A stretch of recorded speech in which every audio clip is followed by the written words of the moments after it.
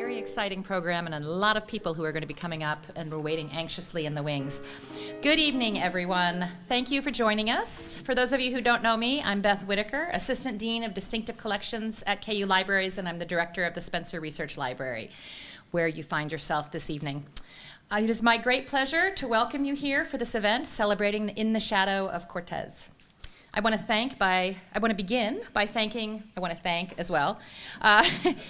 our collaborative partners, the Center for Latin American and Caribbean Studies, and in particular, thank you to Santa Arias, Professor of Latin American Literatures and Cultures and Director of CLACS, yeah, okay, and Danica Swanson, somewhere here, who's the Educational Program Specialist at the Center. Also, thank you to Caitlin Donnelly, who's behind the curtain running the slides.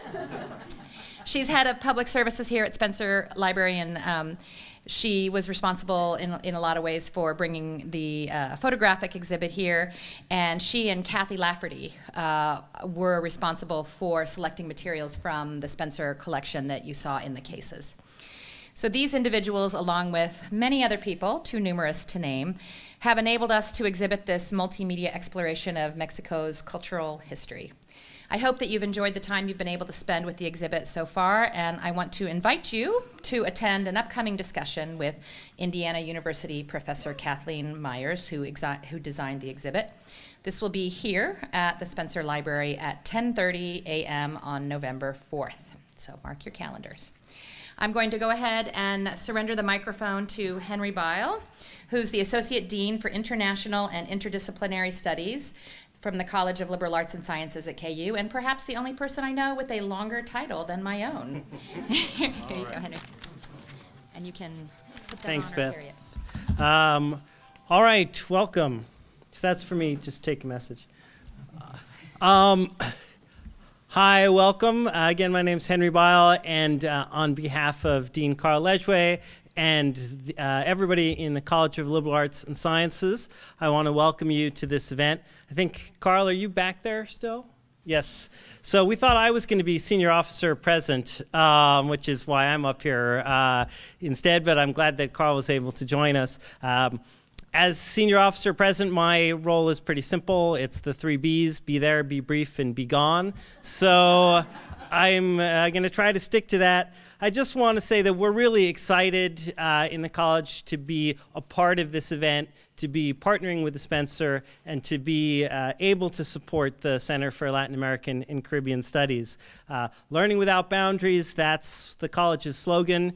And there are a few units that really exemplify that, the way that the Center for Latin American and Caribbean Studies does. And this event is a great example of that, bringing together history, archival work, political work, artistic work, all together, and getting this kind of crowd out to talk about something that happened 500 years ago. So we must be doing something right. So congratulations to the libraries and to Santa, who's going to come up here now and introduce our speaker.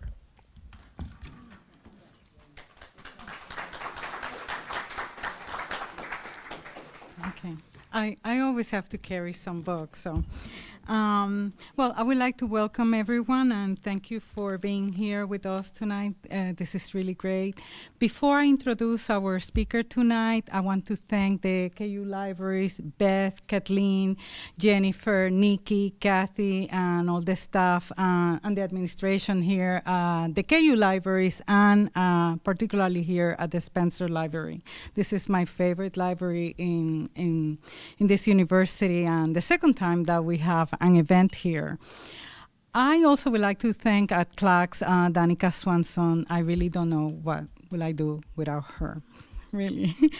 I would like to recognize our sponsors. First, the College of Liberal Arts and Sciences, the Hall Center for the Humanities, the School for Languages, Literatures, and Cultures, my own department, Spanish and Portuguese, the Department of History, the Department of Religious Studies, the Department of Religious Studies, and the Program of Indigenous Studies. I have the pleasure today of introducing a very special person and scholar for me. I have known about John Schwaller way before I came here to KU. I studied colonial Latin America. I'm very interested in religion.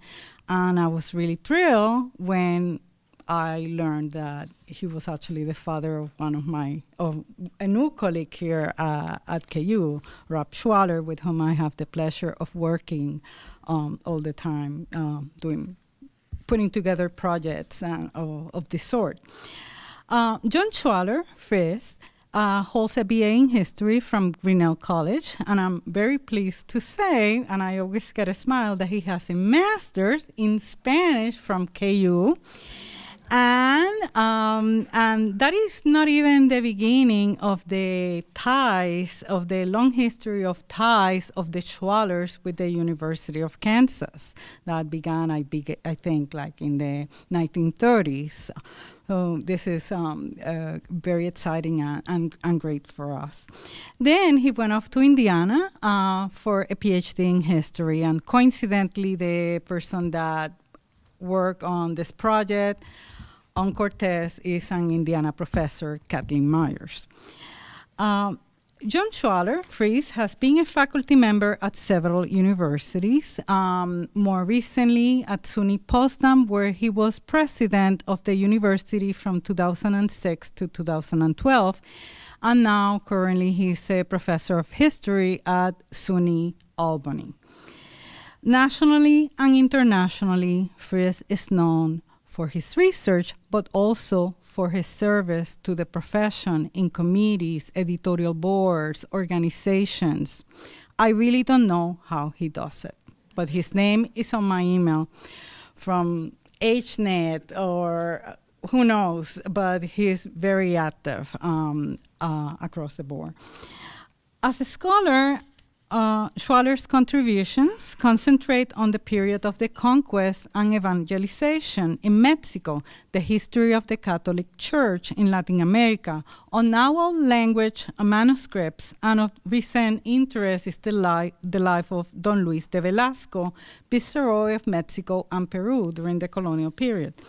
He has published 10 books, many articles, and many other contributions on digital media. His classic, I'm not going to mention the books, but his classic study is The Church and Clergy in 16th Century Mexico, University of New Mexico Press, 1987. Another book and a great reference that I always give to my students is The History of the Catholic Church in Latin America, New York University Press, 2011. More recently, in 2014, he published The Letter from New Spain, The Lost Petition of Cortes and His Company, June 2019. And as one can imagine, in the shadows, with bringing this exhibit to KU, it was really clear that we needed to invite Fritz to be our speaker tonight.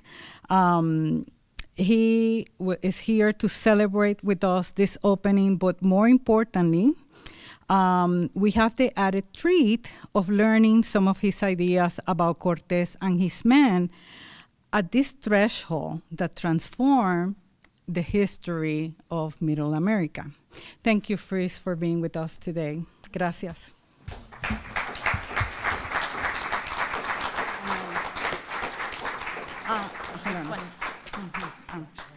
I forgot to say that we have the books in the back, the book on the exhibit, and Fritz's book, The Letters of the Men of Cortes. Thank you, Santa. I'll get this clipped and then I won't have to worry about it quite so much. It is a great thrill for me to be here at the University of Kansas. As you have already heard, the University of Kansas means an awful lot to my family. In fact, without the University of Kansas, I would not be here, very literally. My parents met about 6 or 7 blocks over there. My mother was a member of Kappa Alpha Theta. My father was a member of Sigma Chi. For those of you who know Tennessee Street, they are side by side. And that is how my parents met, and the rest is, as we say, history. And I am thrilled that I am also an alumnus of KU. As Santa pointed out, I got my master's in Spanish and Portuguese here, more years than I care remember. And I am thrilled that two of my professors are here with us tonight, Vernon Chamberlain and Ray Souza. So thank you guys for being here. This is a tremendous thrill. Tonight I'm going to be talking about Cortes and his expedition and the men of his expedition.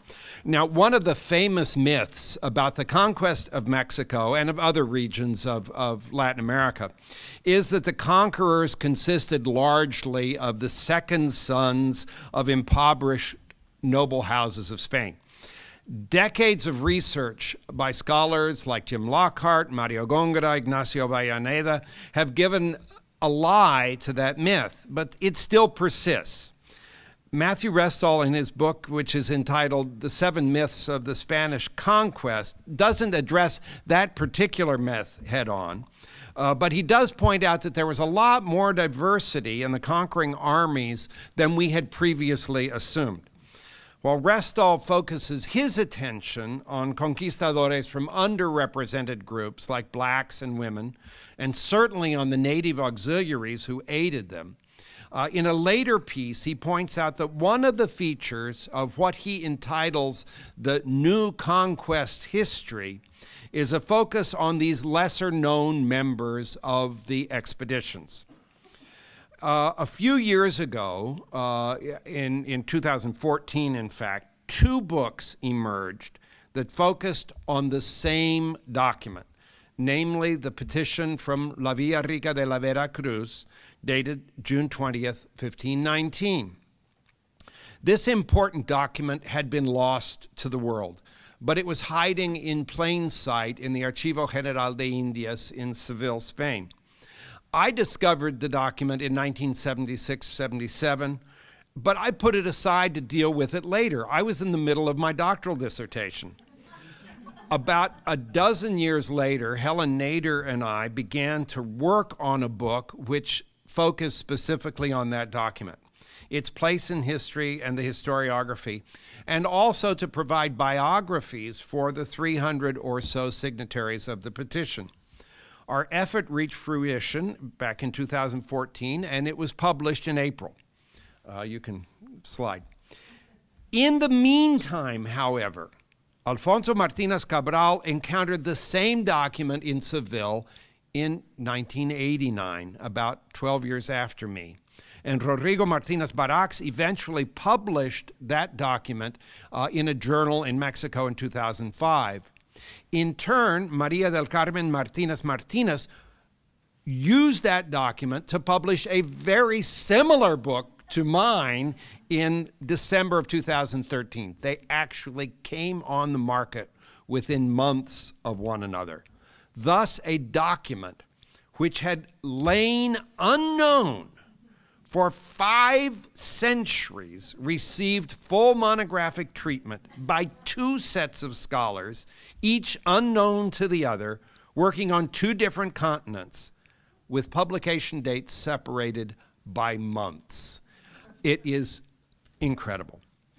But the point of this paper is to look at the petition of the residents of La Villa Rica de la Veracruz and the fact that it marks a critical moment in the expedition, and it offers to modern readers a glimpse into the inner workings of the conquering army.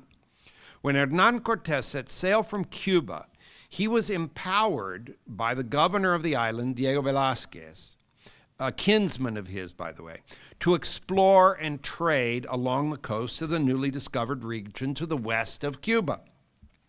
Now, 2 previous expeditions had already gone to that area. Cortés, however, resolved to abrogate his instructions, and he began to settle and potentially conquer those newly found lands. When his expedition landed on Good Friday of 1519 at the place that he called Veracruz, they initiated a series of actions that would put them in direct opposition to their superior officer, the governor of Cuba, Diego Velázquez. But since the governor of Cuba was acting in the name of the king, Cortes and his men were guilty of treason and lèse-majesté. Now, in order to protect themselves, they invoked an ancient medieval Spanish privilege of constituting themselves as a town and seeking direct royal recognition. Thus, the petition that we study was just such an action. It was throwing off the control of Velázquez, and it was a request to be recognized as a free town with a royal charter. They then dismantled their ship, salvaging materiel for later use, and burned the hulks. From Veracruz, the expedition moved inland in search of the rich country, which they heard about, and they encountered the powerful city-state of Tlaxcala. After a battle, peace negotiations ensued, and the Tlaxcalans became allies of the Spanish conquistadores against the Aztecs, the people that should be called the Mexica. The enlarged army then proceeded to Cholula, where local leaders attempted to massacre the foreigners. Undaunted, the army marched over the mountain passes and into the Valley of Mexico. After a friendly meeting between Cortes and the Aztec Huetlatuani, the emperor Moctezuma, who we know as Montezuma, the Spanish were housed in palaces in the sacred precinct of Tenochtitlan, what is now Mexico City. They captured the emperor and they began to rule through him. Meanwhile, back at the ranch, word came that Velázquez was infuriated by their actions, and he sent a punitive force to capture Cortes and his followers and bring them to justice. Cortes left his aide-de-camp, Pedro de Alvarado, in charge of things in Mexico City, Tenochtitlan, while Cortes took the larger part of the contingent out to battle the forces that had been sent by Velázquez. After a surprise attack by Cortes at night against the far larger punitive army, Cortes cajoled them into joining his expedition, thus swelling his ranks 2 times over.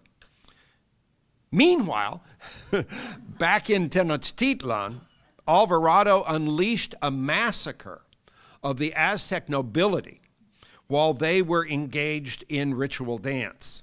So by the time Cortes returned to the city, it was in upheaval. And shortly after that, Moctezuma died, and the Spanish were left essentially unprotected. And so they fled the city on June 30th of 1520, a date that we call the Noche Triste, the sad night. And in that process lost probably about half of their troops. They fell back to Tlaxcala, where they regrouped, founded a second city, Segura de la Frontera, and then planned the final assault on Tenochtitlan.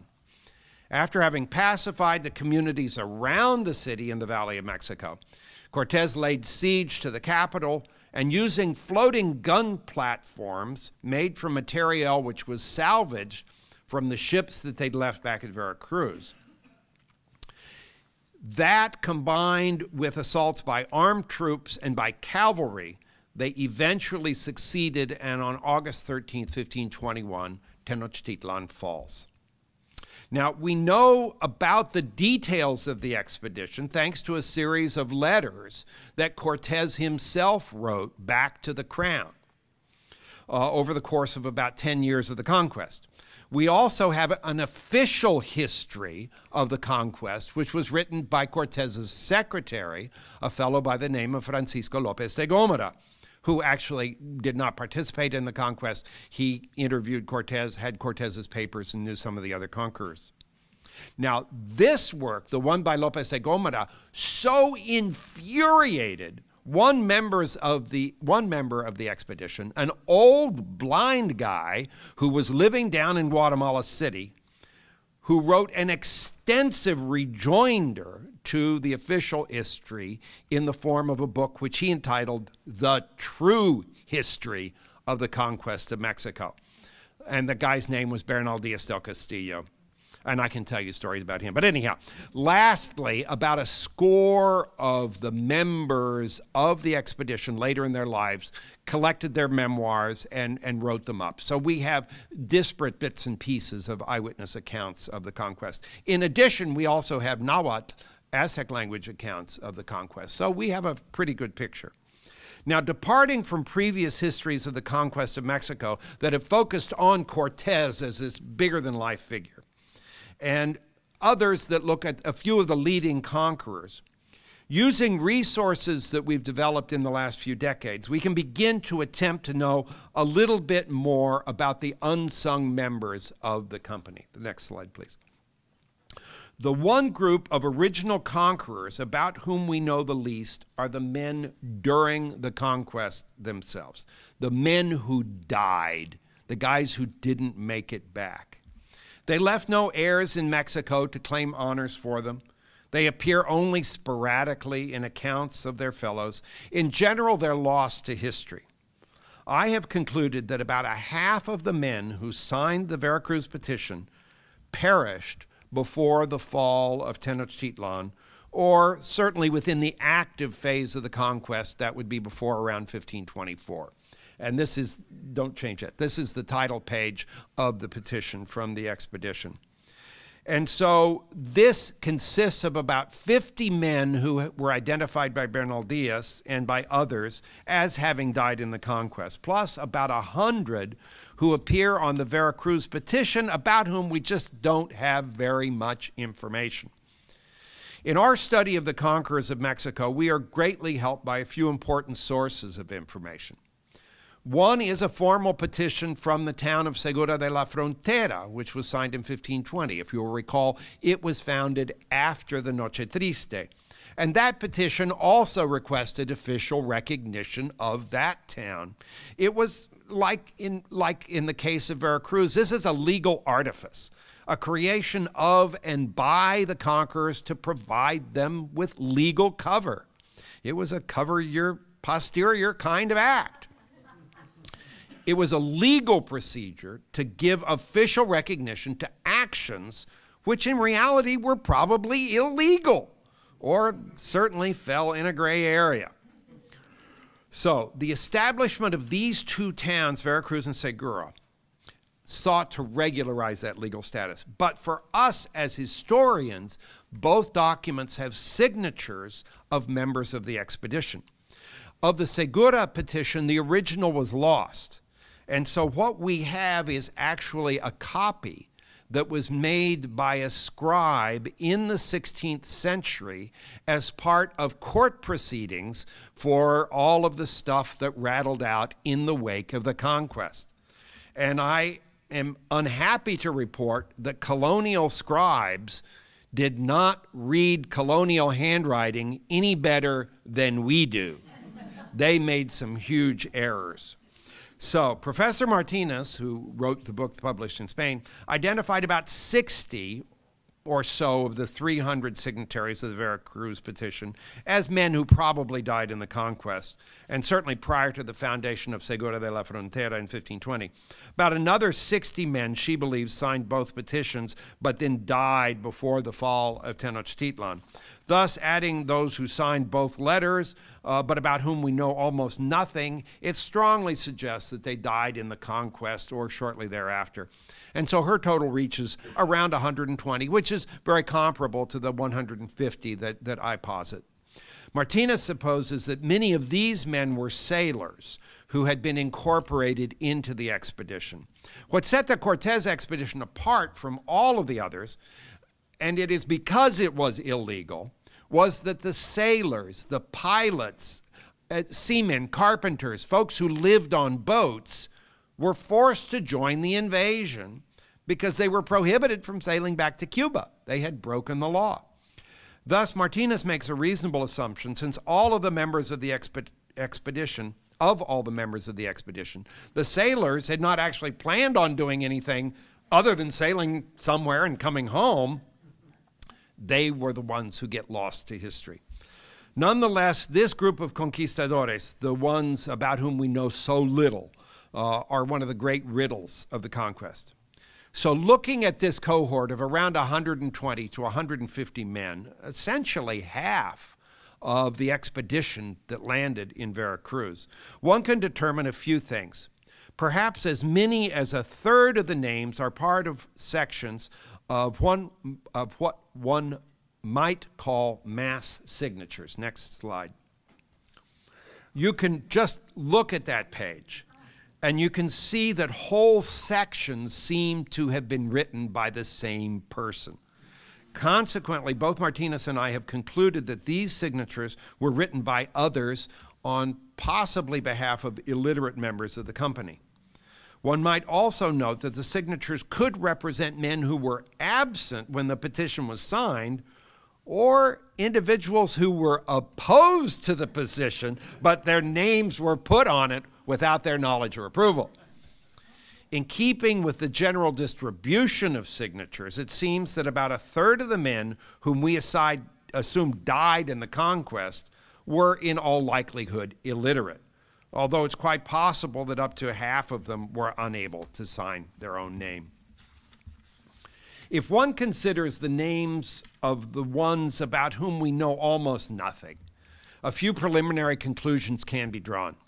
By and large, most of the surnames are in the common patronymic form, that is, a Spanish surname ending in EZ, such as Diaz, Fernandez, Rodriguez, etc. The son of Fernand, son of Fernand. These surnames simply indicate that they were the son of somebody. Another large group consists of very common Spanish surnames, such as Garcia, Moreno, Rubio, which are actually describing what people look like, Torres, which is also fairly common, and names like that.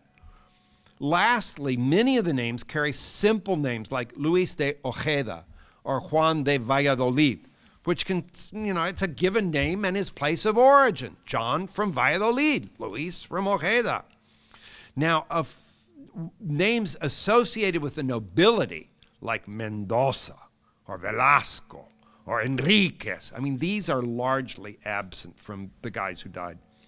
There are a few of the conquerors with names that are more unique, such as Juan Melgarejo, who signed both the petition and the letter. Rare among this cohort of men are individuals with compound surnames, such as Pedro Gutierrez de Valdelomar or Juan López de Guadalupe. Although these more complex names could be an indicator of somewhat higher social status, they can also just be simple men in which they have their patronymic, and then they also have where they're from. So it could be Juan López. Okay, he's Juan, the son of Lope, and he happens to be from Guadalupe. So he's Juan López de Guadalupe. Thus, taken as a whole, one can conclude that the vast majority of the men who disappear from the record during the conquest were of humble origins. A very few, by virtue of their birth in the Basque Country, enjoyed nobility, hidalguía. For example, Ochoa de Azúa, Junes de Fuenterrabia, and Martín de Laredo, because of their surnames, might be assumed to be Basque in origin and consequently, ipso facto, members of the nobility. There are a few other things that we can possibly know about the men who we assume died in the conquest. Thanks to the work of Peter Boyd Bowman, we know the origins of about a third of these men, or at least men with the same name. Some of the surnames themselves indicate the conqueror's origins, such as several that we've seen. Boyd Bowman frequently confirms what the surname tells us. So Martín de Vergara, who signed both documents, was in fact from the village of Vergara in Guipúzcoa, up in the Basque Country. Similarly, Juan de Valladolid, go figure, appeared on both documents, and guess what? He's from the town of Alberca, which is in the province of Valladolid. And he settled in Cuba in 1518. So his chronology matches up just perfectly with what we know about the Cortes expedition. Boyd Bowman also provides some of the limited backstory for some of these conquerors. In the case of Alonso de Salamanca, Boyd Bowman indicates that he was a resident of Concepcion on the island of Hispaniola in 1514. Diego Moreno, who signed both documents, was from Écija in Andalusia, and he sailed to the Indies also in 1514, eventually settling in Cuba in 1519. He joined the Cortes expedition there, and he probably served as a liaison to one of the companies of native auxiliaries and assisted in the transport of food and materiel up from Veracruz to Texcoco during the final siege of Mexico City. He seems to have died in the final assault on Tenochtitlan, Mexico City. Hernan Martinez signed both documents. In fact, 2 men with his name signed the Veracruz petition. There's another story there. Boyd Bowman lists one man as coming from Guasa in the province of Palencia, who sailed to the Indies in 1512, along with his brothers, Gaspar and Marcos. Another important source of information about the conquerors is the history of the conquest by Bernal Diaz de Castillo, who I've already mentioned. He was a member of the expedition. He eventually received a small grant of natives, and he went off to live in Guatemala. Very late in his life, he dictated his remembrances of the conquest to his daughter. Now, thanks to his recollections, we know many details about the actions of the men during the conquest itself. Cortes did not write a lot about what the troops were doing. He was much more interested in the view from the top of his horse. Bernal Diaz, on the other hand, tells us what was going on down in among the forces. At least one famous French historian, however, Christian Duverger, has questioned whether or not Bernal Diaz was actually a member of the expedition, since his name did not appear on the Segura de la Frontera letter, and Cortes never mentions him. And in fact, there's almost no documentation from the time of the conquest that actually lists Bernal Diaz as a conqueror. Unfortunately, however, if you would show us the next slide, his name does appear on the petition. Right there. In the middle. It's kind of John Hancock-esque. It's actually right smack dab in the middle of the page. And as you can see, it's kind of blank around it. It's got some funky other guys who signed around him. So I think we can say pretty definitively that he was there.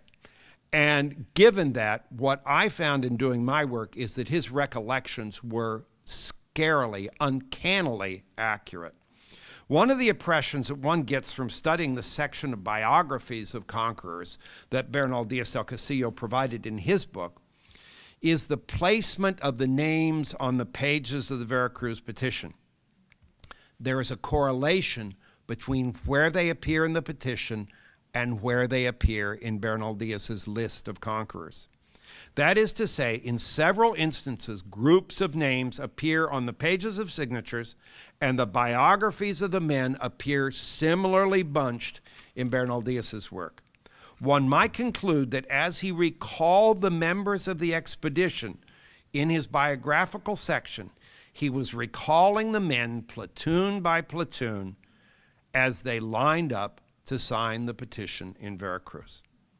Among the lesser members of the expedition identified by Bernal Diaz, Gonzalo Dominguez signed both the petition and the Segura de la Frontera. Possibly unique among the men known to have perished in battle, Dominguez was a horseman owning a fast, dark chestnut. He was severely injured in the flight from Tenochtitlan on the Noche Triste. Bernal Diaz provides 2 stories about Dominguez's death, however. In one account, he died during the siege of Tenochtitlan. During a battle in the region between Chimalhuacanchalco and Tlalmanalco, his horse took a misstep, falling and killing the horseman in the process. In another version of his death, however, Diaz remembered that Dominguez was captured by the natives and killed right there in front of the troops. Now, it's possible that both tales were correct, and that rather than being crushed by his horse, Dominguez was injured, captured, and then executed. Perhaps one of the more famous men who perished before the end of the conquest was Diego Bermudez, a pilot. Originally from Palos de la Frontera, he was one of the original members of Columbus's first voyage. This is a guy with a lot of history in the New World. By the time Ponce de Leon explored Florida, Bermudez had become a ship's master. Several sources indicate that he was the brother of Juan Bermudez, a pilot after whom Bermuda is named. Another conqueror, Cristobal Ortiz, was from Zalamea in the province of Badajoz. And I had to read the Caballero de Zalamea when I was a student here. But anyhow, it's another story. He sailed to the Indies in 1517 and settled in Cuba very shortly before the Cortes expedition set sail. He signed both the petition and the Segura letter. Diaz del Castillo remembers him as a musician and a dancer. Whoa! In the expedition. And part owner of a horse, along with a companion, Bartolome Garcia. This is important because if you owned a horse, you got a larger share of the booty. There were a few other men who perished during the conquest before the final victory, about whom we have just snippets of information, thanks to a variety of sources. Juan de Cárdenas signed the Veracruz petition and also the Segura letter. Bernal Diaz wrote that a member of the company named Cárdenas was the grandson of Don Alonso de Cárdenas, Comendador Mayor of the Order of Santiago, one of the three very important military religious orders in Spain. According to Boyd Bowman, Juan de Cárdenas had settled on the island of Hispaniola prior to the conquest of Mexico. Now, in my larger work on the conquerors, I noted that the placement of the signatures on the pages of the petition might have reflected the internal composition of the expedition. As well, groups of kinsmen tended to sign the petition on the same page. One might expect the same to hold true for the unknown men of the company. There might have been a higher mortality among some cohorts or platoons. Bernal Diaz notes that the men who led the flight from Tenochtitlan on the Noche Triste had lower mortality than those in the rear. I will pause to point out that when Cortes came back and things erupted in Tenochtitlan, he was so furious with Pedro de Alvarado that when they did flee the city, Alvarado was put in charge of the rear guard. Just saying. Obviously, the vanguard had the benefit of surprise, since the natives did not know what the Spanish were doing, that they were going to flee the city, while the rear guard and the stragglers had to suffer much greater onslaught from the now roused natives. Certainly, various scholars calculate that as many as a third of all the Spanish troops perished on that night. So, next slide. One might look to the verso of folio 5, where at the beginning of the page there are several signatures by men with very common names, or the details of whose later life eludes us. We've got Álvaro del Grado, Francisco López, Juan de Benavente, Alonso Rodriguez, Juan Muñoz, Hernán de Arcos, he signed as Hernán Darcos, Hernán de Olid, and Francisco de Nájera. Now, a few of these men share surnames with more, isn't that easy to read? You can see why it took me 40 years. Alonso del Grado was one of the notaries on the expedition.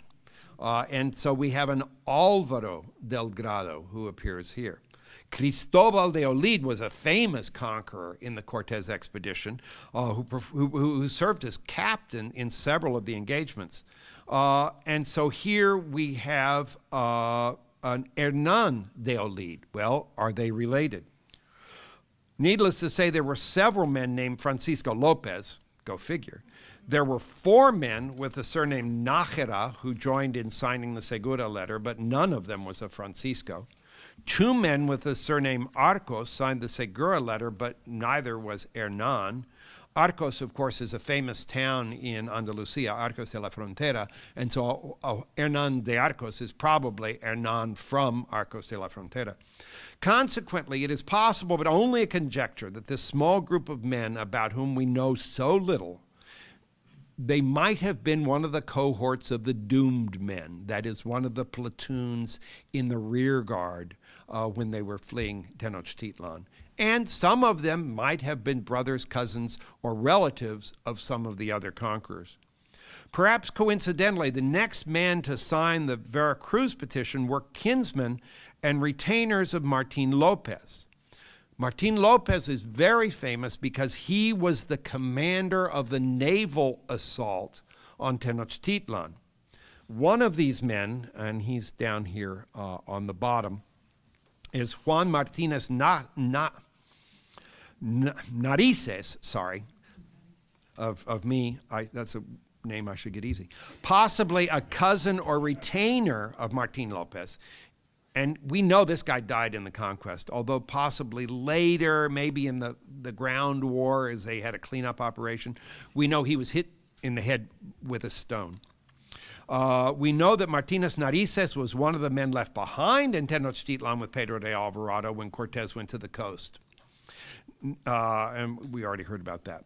So it is possible that this group of men do represent some of the men in that, what I would call the lost platoon, in the rear guard as they were leaving Tenochtitlan. While the lack of information about many members of the Cortes expedition has relegated them to the shadows of historical inquiry, the New Conquest history has cast a spotlight on them. Using the newly published petition of the Cortes expedition from June of 1519, we have gained significant insights into the composition of the expedition, the nature of the company, and a few details about the men who thus far have been well outside of scholarly focus. Although all of the conclusions must be regarded as tentative, not in the least because the signatures are just so hard to decipher. Several key issues do stand out. On the surface, the men who disappeared during the conquest, most of whom we presume died in battle, tended to be commoners, not members of the nobility or petty nobility. Very few may be characterized as petty nobles. Overwhelming majority, we would say, are commoners. Their names were the most common found on the Iberian Peninsula, with large numbers ending in EZ or simply denoted by their town of origin, de Arcos. Many of them were probably sailors who were enlisted into the campaign because of the events in Veracruz, cutting them off from their ties to Cuba. Once the expedition had rebelled against Velázquez's oversight, Cortés was loath to let anyone return to Cuba to tell of the rebellion. These men were not necessarily newcomers to the Indies, however. Many of them seem to have left Spain as much as 5 or 6 years prior to the Cortés expedition, which actually corroborates part of what Bernal Diaz says, is that many members of the expedition had been rattling around the Caribbean for quite some time before the Cortés expedition. Lastly, because the company was organized into cohorts or platoons, and because a very few of the dangerous events of the conquest, namely the Noche Triste and the final assault on Tenochtitlan, mortality was higher among some of these groups than others. And vestiges of this might be reflected in the order in which the men signed the petition and are now disappeared. In summary, the fortuitous discovery of the 1519 Veracruz petition offers historians a rare glimpse into the minutiae of the conquest and helps to shed light on some of the important questions that still remain about the conquest of Mexico. Thank you very much.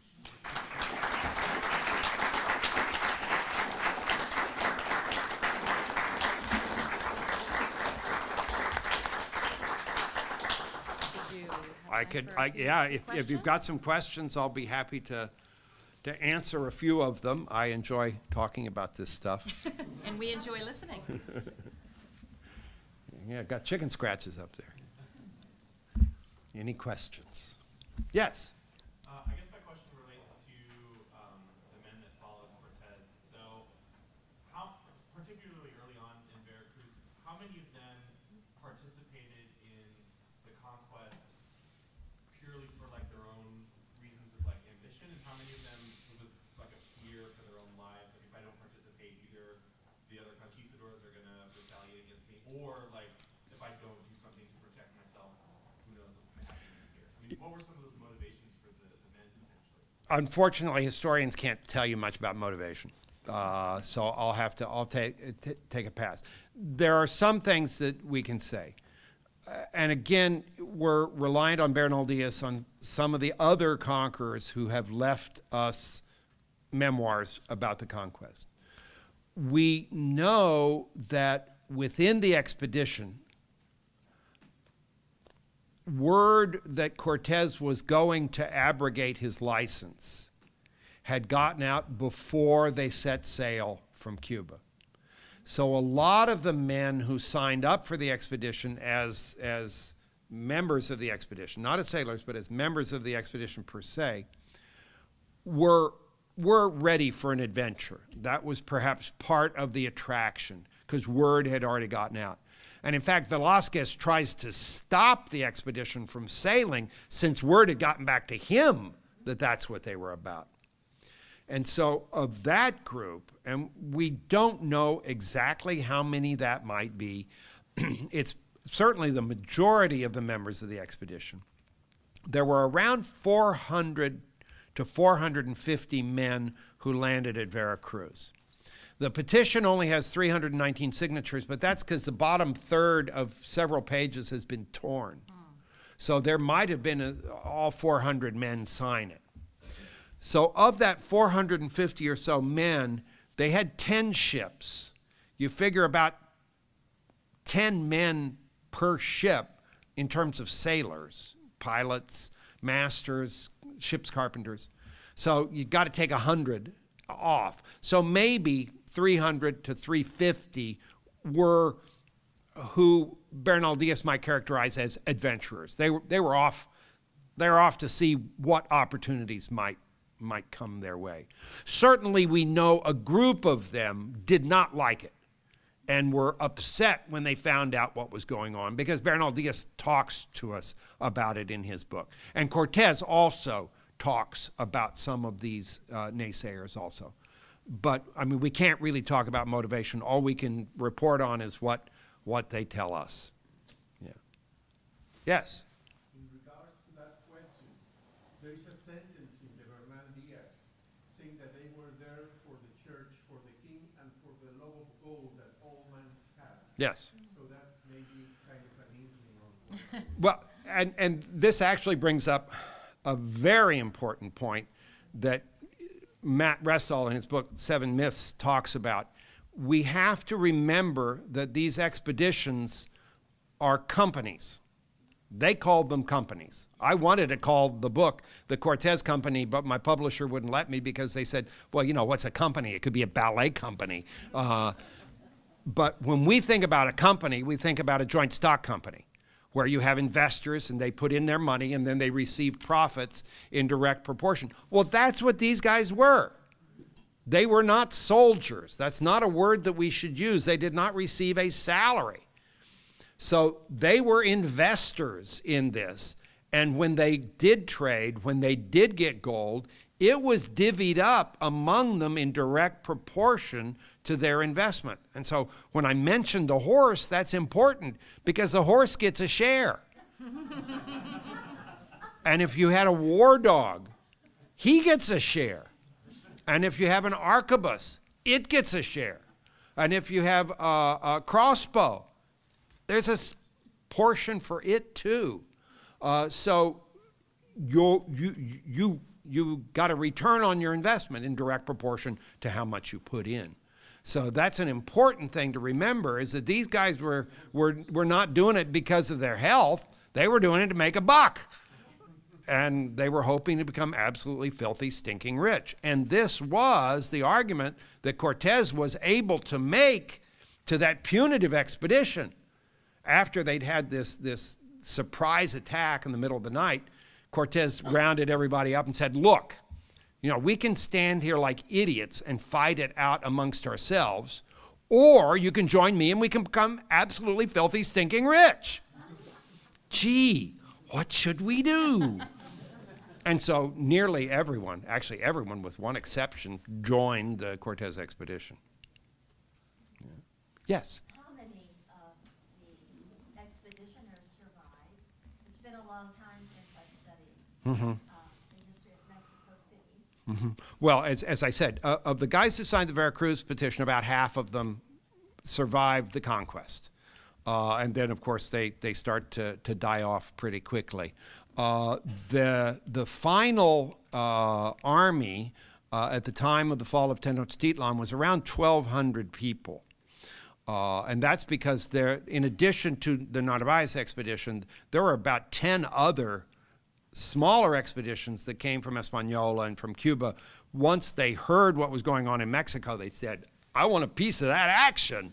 And so they joined the company. So the ranks of the Spaniards swelled there in the last year or so of the conquest. So there were about 1,200 guys. But of the Veracruz men, there were only about 150 of them lasted to the fall of Tenochtitlan. Half of them died before then. So pretty high mortality, even by European standards of warfare of the time. Yeah. Any other questions? Well, yes, one more. Many of those we know about became stinking rich. Very few members of the Cortes expedition became stinking rich. Maybe about 30 or 40 became stinking rich. Still pretty good return on investment, yeah.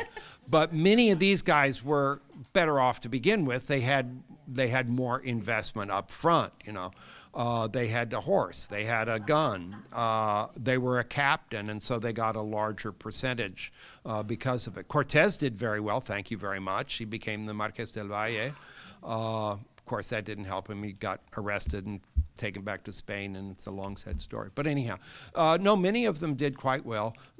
Just in case you're interested, the oldest was a poet, Francisco Terrazas. Was the oldest member of the expedition, and he lived the longest. He lives to 92. And Bernal Diaz was right on his heels. Bernal did not die until 90, as I remember, somewhere between 88 and 90.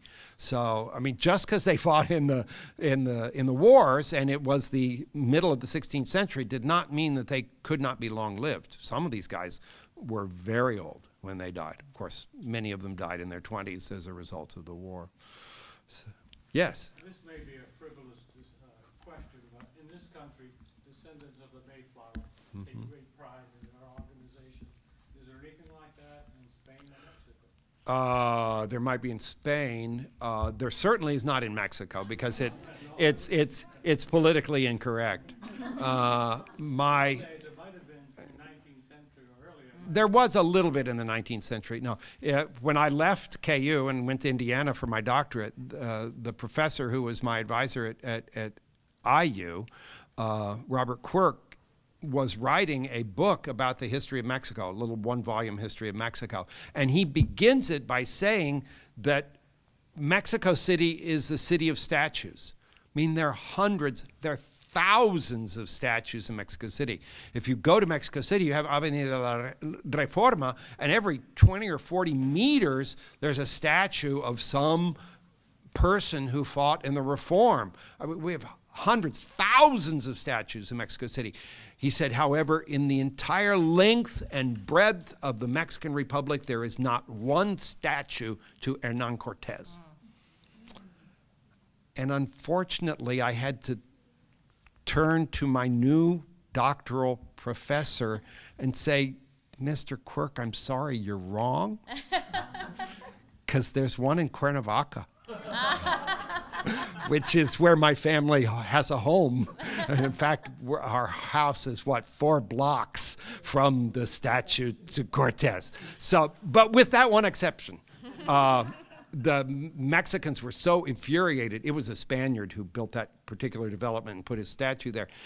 They were so infuriated that in the front of the train station in Cuernavaca, which is just about 2 blocks from where the Cortés statue was, they put a statue of Xicotencat, who was one of the late emperors, and they made certain that it was higher than Cortés. So anyhow, no, there is not, that I'm aware of, there is not a group of sons of the conquistadores or anything like that. It would be very politically incorrect in Mexico these days.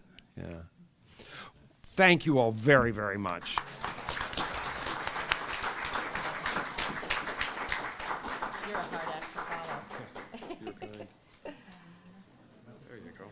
Okay, so I know we're all very, wow, what a hard act to follow. I've never heard the phrase stinkin' rich used so many times in the Spencer Research Library. That was just delightful. And the best part of my job is that every day I learn something new, and I think I learned more than a few things tonight. I'll let you go because I cannot top that, but I want to just say that collaborations and partnerships enable all of us to do exceptional work. And the exhibit that you've just passed through is an example of a partnership, and I think it's really exciting that that partnership between the center and the libraries is actually sort of physically manifested in our space. And it's the first time that Spencer Library has embarked on the kind of project like that, and I think we can all agree that it's been a resounding success, capped off by just what a amazing, delightful talk. So we hope you'll continue to support KU libraries and to attend the events that we present for you, and please enjoy the rest of your evening and continue, come back another time, bring your friends to In the Shadow of Cortes from Veracruz to Mexico City, and thank you so much and good night.